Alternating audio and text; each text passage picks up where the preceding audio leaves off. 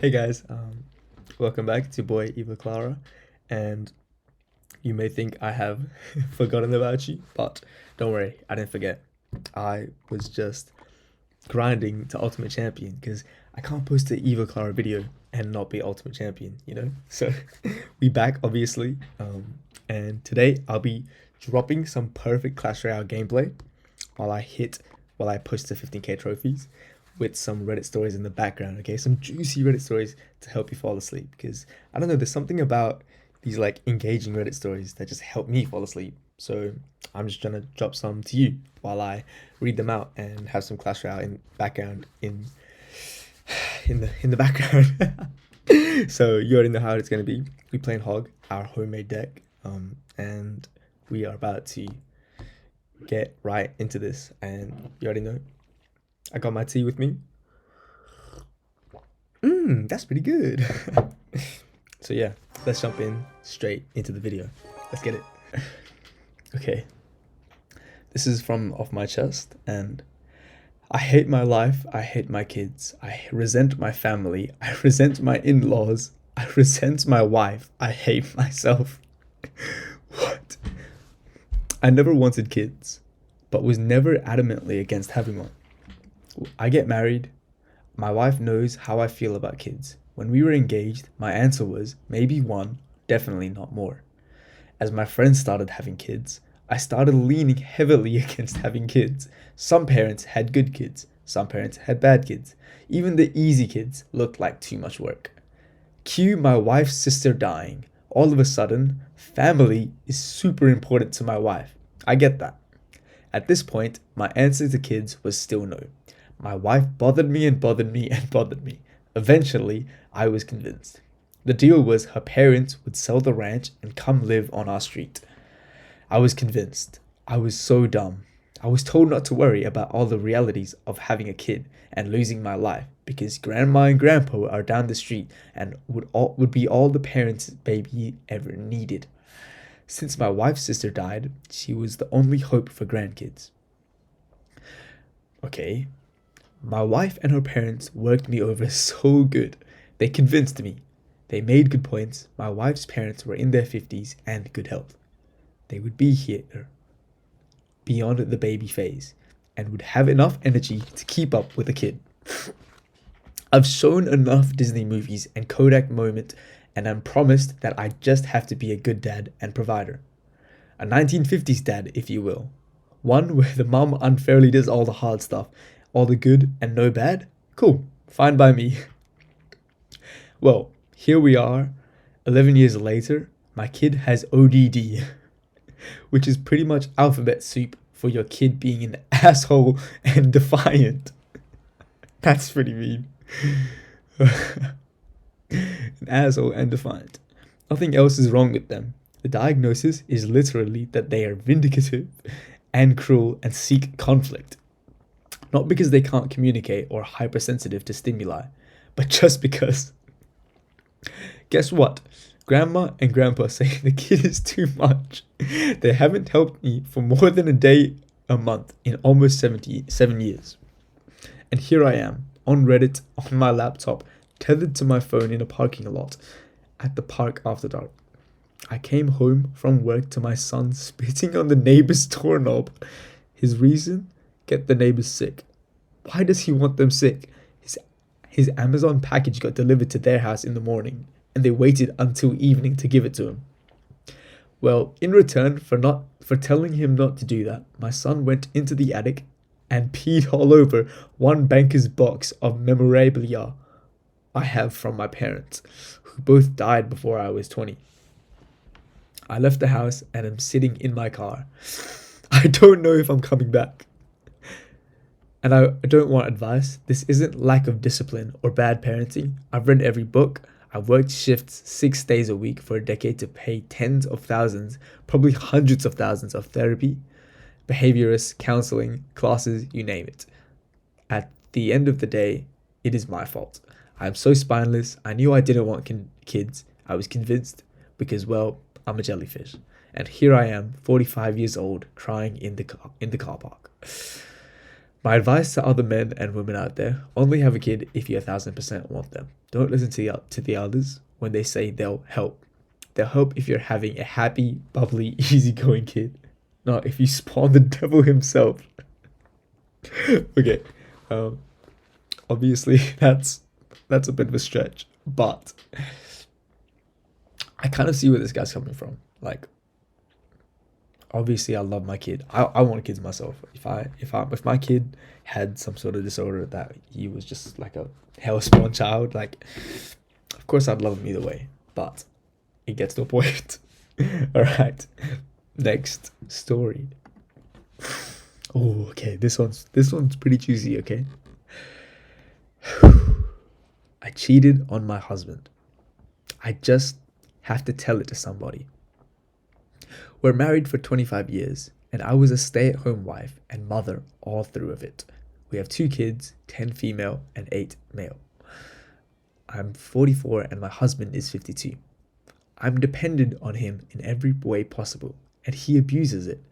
I get used to take out condom wrappers from his pocket before laundry, or his blatant lies of overtime and business trips. I always thought I have my kids, and when they are adults, I can divorce him and move back to my home country, or anywhere in Europe. So I was relatively happy. A year ago, I got diagnosed with breast cancer, and I needed a double mastectomy. After the diagnosis, he refused even to touch me. After the mastectomy, he got even more disgusted. I wear a wig all the time because he thinks I'm hilarious with my bald head. See, like, I don't get why people would marry people like that in the first place. I met with Fran, 36 female, in a support group half a year ago. She's a cancer survivor and moved to this area recently. We became really good friends with same interests. It was nice to have a friend, nice to have someone to chat who knows what chemo feels like and not just feeling sorry for me. A week ago, my FIL died, and my husband took the kids and flight there last Tuesday. My father-in-law died, yes. We had a big fight because I couldn't go with them. He was angry with me. But I had chemo treatment in Wednesday. Okay, how can you be angry at someone because they can't go to see your father-in-law being dead? But they're on chemotherapy. Like, come on. Anyways, I had chemo treatment in Wednesday. I had a treatment every 3 weeks. Fran offered to take me to and from hospital, and she insisted that she'll help me after and refused to leave. This is the first time someone helped me. Most of the time, we have a nanny to take care of the kids while I'm suffering and puking upstairs alone. And the first few hours after is hellish. She helped me change after I had an accident, held the bucket, tucked me in. She even took off my wig when I got sweaty and told me that I'm beautiful without it. Okay, that'll be friend. She stayed the night and cooked for me the next day. She constantly praised me and reassured me. She let me cry on her shoulder. At the evening, she offered me a joint. She offered me a joint to help with my appetite. Lovely woman.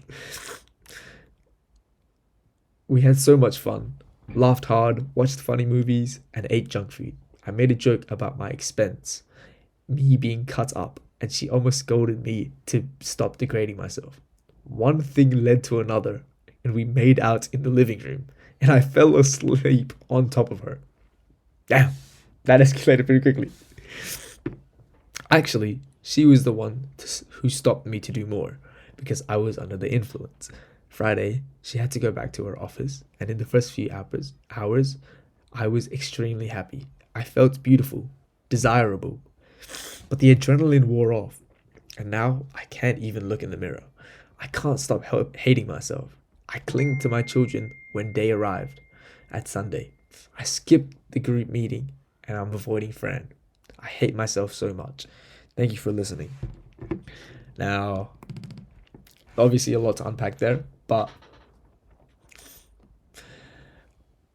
yeah, that's I personally don't condone cheating whatsoever. Like, if you cheat, here's the door. You know what I mean? So yeah. But the husband kind of sounded like an a-hole, so might be justifiable. But yeah, no. Let's move on to the next story. I ghosted my family and fiance after what my sister did. Ooh, okay. This is getting pretty crazy. I need a little advice on the matter, as I don't know what to do anymore. I was 21 when my fiance asked me to marry him. He was the absolute light of my life. We had known each other since preschool. Our families are very close. He would come and have dinner with us on a daily basis and vice versa. He doesn't have any siblings, but I have 2 older sisters, which is very important as he was also very close to them. Bit sus, but we digress. We grew up together. When we started dating, I don't think our parents stopped celebrating for weeks. He helped me deal with a lot of my anxiety, and even when I gained a little weight and my mother berated me, saying she was going to leave me. He told her off and said he loved me for who I was, not for what I looked like. Oh, W man. Even though he claimed I was the most beautiful girl in the world to him. We were only engaged for 6 months before the incident. What's the incident? My middle oldest sister, okay, let's call her Nikki, was a very cold person. She never showed any affection. She only opened up to my fiance as she said she saw him as a brother in Alabama. And he also helped her through a lot of her dark times, such as battling drug addictions and breaking the law. Okay, you put that on yourself. Anyways, she and I never saw eye to eye. I loved her dearly because she was my sister, but I didn't like her as a person. Wow. Out of the blue, she tells me that she wants to take me clubbing as we had never been together before, and she felt bad that she was so distant to me. Okay, bit sus. I agreed, and that night we went out. Clubbing wasn't really my style. Me too. I don't really like clubbing. But once I had a few drinks, I loosened up a little and began having fun. The night was going smoothly until Nikki spotted the guy across the room whom she claimed she wanted to climb like a tree.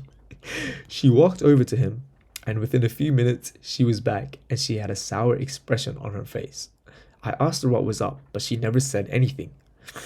I kept pressing because I didn't want our night to be ruined. She then told me the guy didn't want her number, but he wanted mine instead. I told her he was a loser and there were plenty of guys around who would kill to be with a girl like her. Very sweet sister. She didn't budge though. She told me she needed to use the restroom and then we would leave. I waited for another hour. During this time, I was sipping on a lot of different cocktails. I then started feeling very dizzy and lightheaded. Oh, she just got spiked. I figured I'd just cab home as I was certain Nikki had left. On the way out though, I bumped into a friend of Nikki's whom she had briefly dated. He asked me if I needed a hand to my car, and I explained I was getting a cab, and he said he was getting ready to leave and we could share one. I told him okay, and we walked out of the club together and into the first cab we saw. I tried to find my phone in my purse, but I felt myself getting dizzier and dizzier.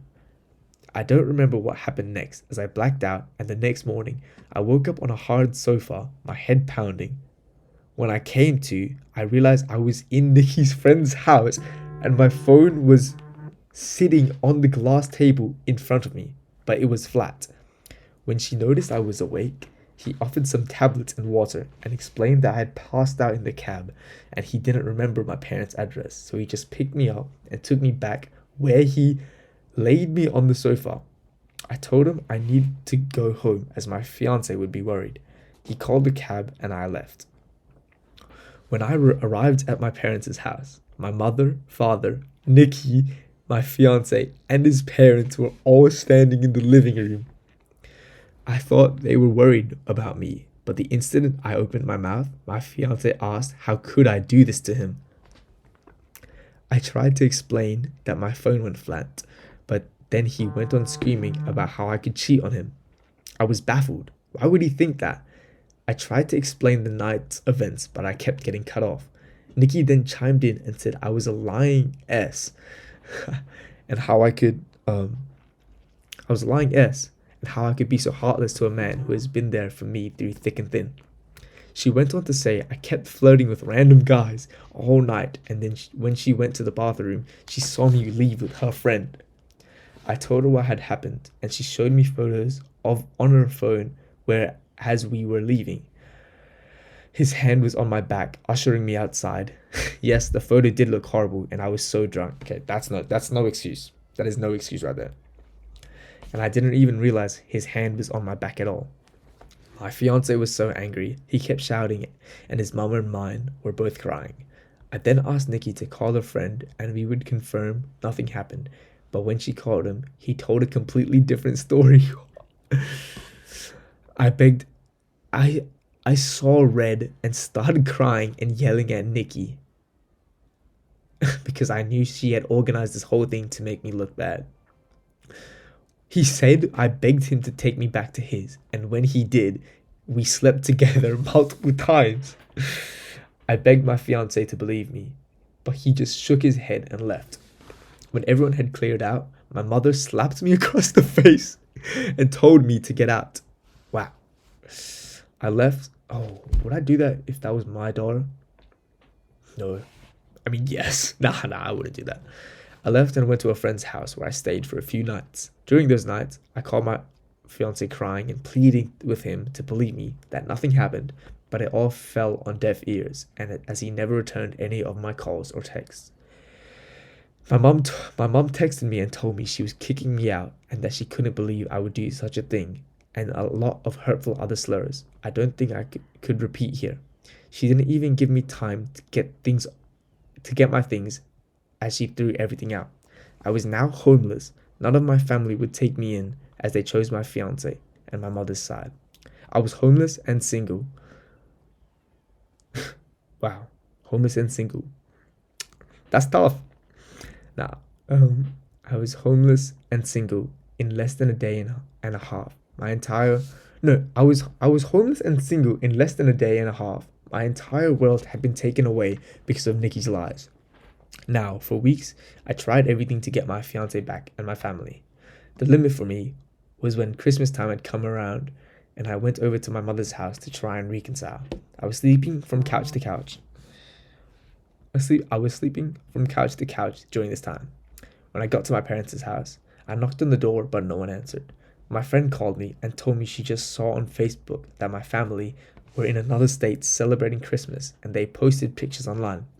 Everyone was there, my sisters, parents, grandparents, and even my fiance and his families. When I saw the photos, I couldn't stop crying, as they all looked so happy.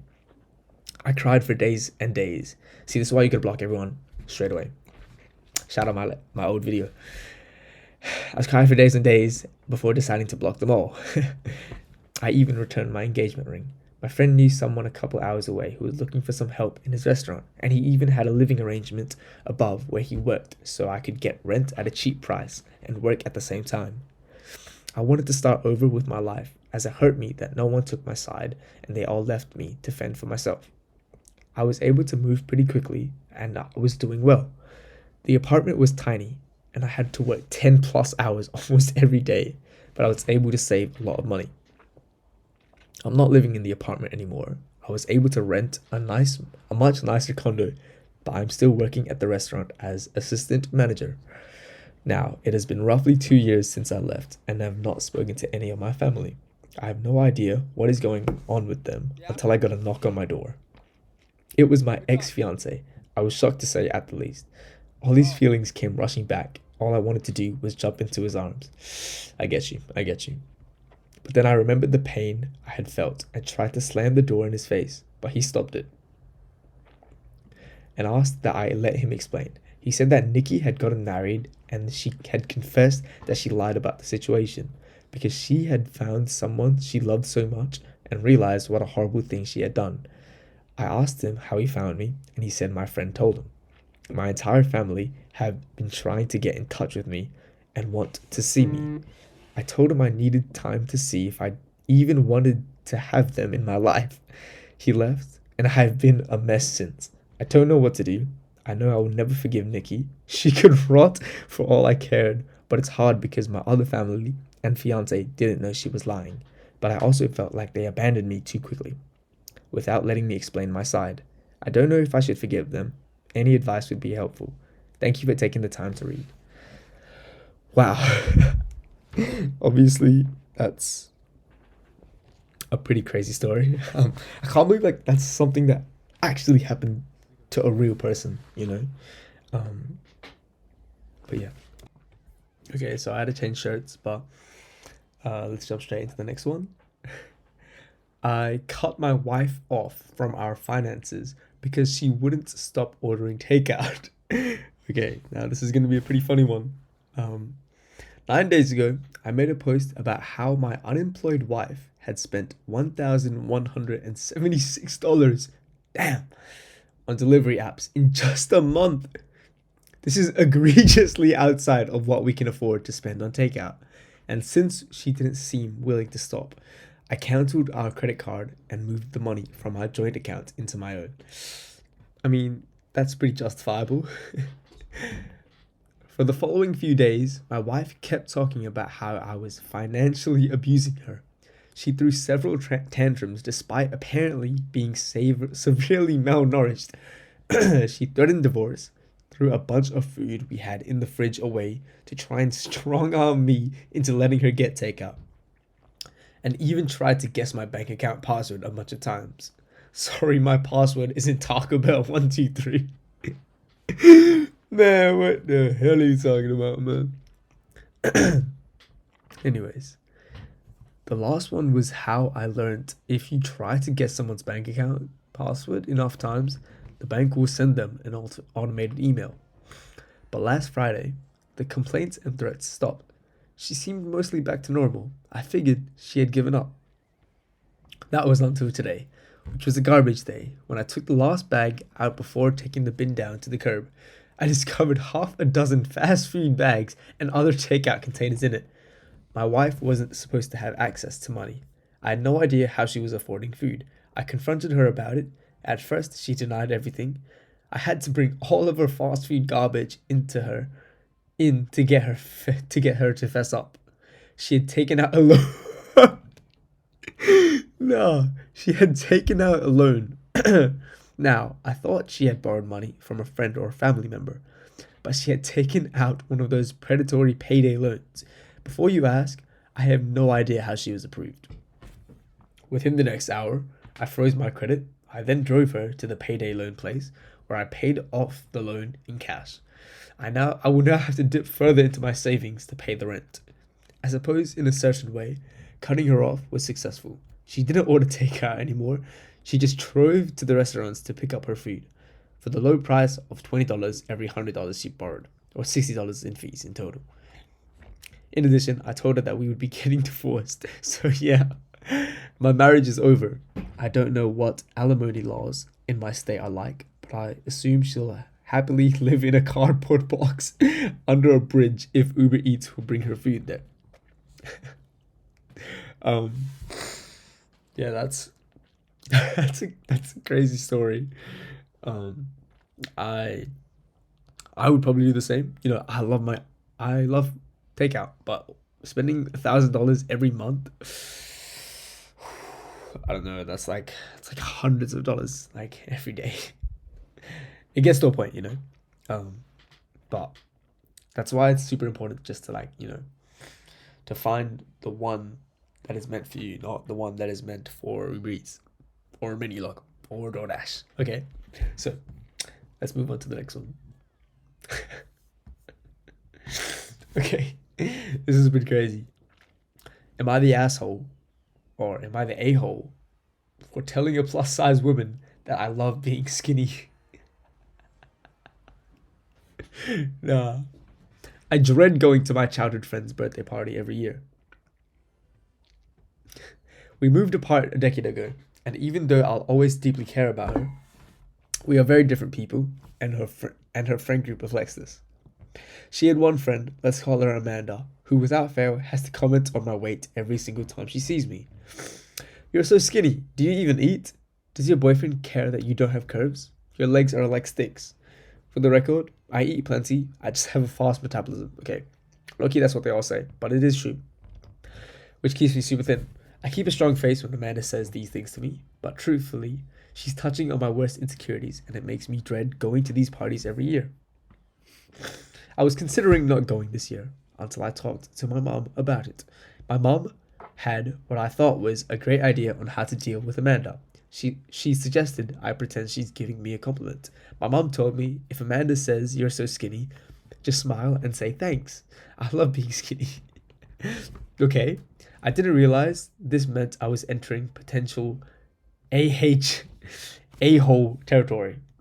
Anyways, the dreaded birthday party day comes, and of course, no surprise, Amanda immediately looks at me at my arms and comments how tiny they are.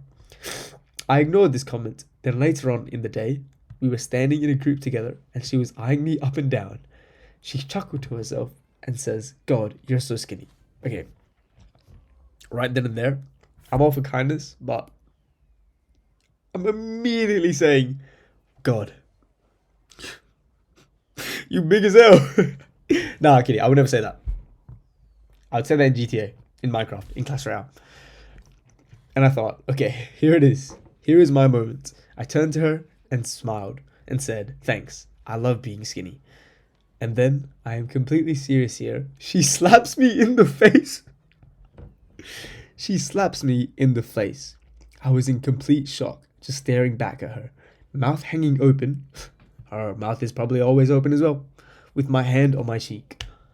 Everyone was silent. She suddenly bursts into tears and runs out of the room. Two of her friends chase her. Only one other girl and my childhood friend asks if I was okay. But everyone else was just shooting me dirty looks. I promptly left the party, which sucked because I had a 2-hour commute and planned to sleep over. The next day, I was texting my childhood friend about it. She basically thinks that even though Amanda shouldn't have slapped me, that I was insensitive for saying I love being skinny to a plus-sized woman.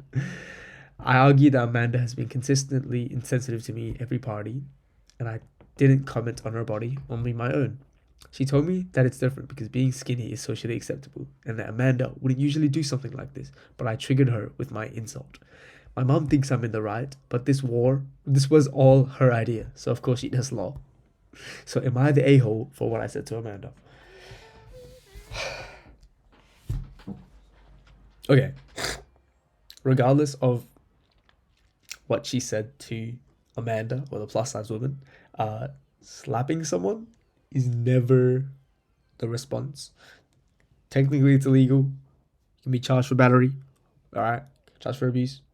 So, no matter what she said, you can't. Slapping is like the next level. You can't do that. Other than that, it looks, from her side of the story, it looks like the girl, Amanda, the plus size woman, she was constantly talking about her looks and her weight. So if you can't dish it out, you can't. If you can't take it, if you dish it out, you have to be able to take it. You know what I'm saying? Yeah. Anyways, moving on to the last story. All right.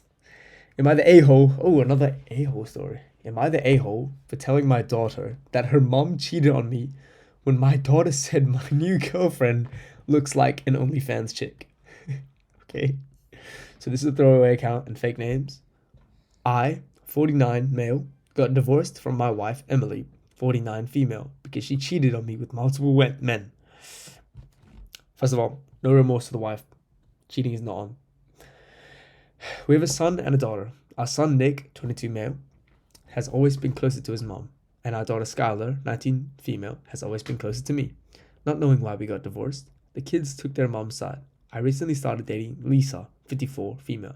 She has a fun personality. She's smoking hot, and she dresses very fun. When I introduced Lisa to my kids, Nick took a liking to her, while Skylar looked annoyed. Days later, Skylar said that Lisa looks like an OnlyFans chick. If you knew Skylar, you would be shocked that she would use that as a way to insult other women.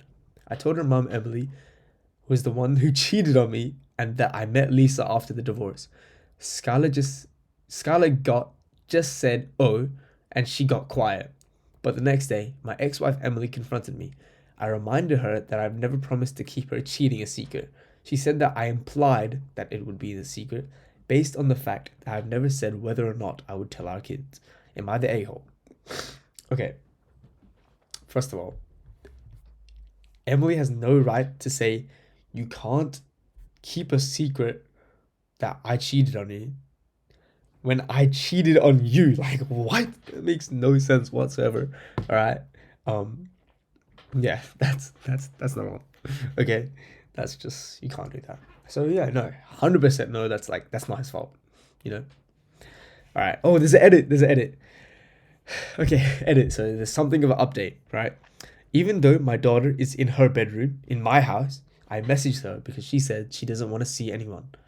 She sent me a very, very long message she had written beforehand. In the message, my daughter admitted that her mom and her maternal aunt said those kind of things about Lisa.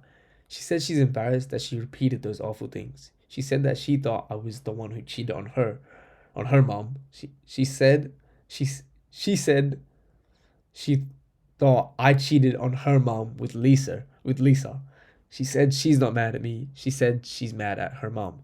She said Lisa seems like a wonderful woman. She said she wants to talk about this face to face, but not anytime soon.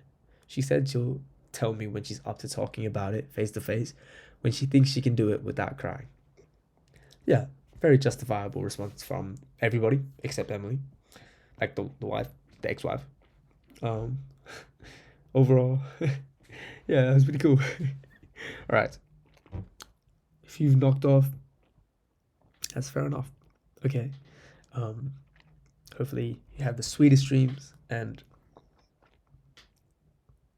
I love you. Okay, just. I hope you know that I love you. I miss you, and it's been your boy, Eva Clara. The gameplay's go. The gameplay's going crazy right now. But yeah, let me know. Like, oh, subscribe. You need to subscribe right now. If you like this type of content, subscribe, and I'll keep it up. Give me some improvements in the comments. Obviously, I'm new to this. I don't know what to do. Should I, do it in like the Clash Royale size, or do you guys like the face cam? Do you guys like seeing my face before you go to sleep? Just let me know. Yeah.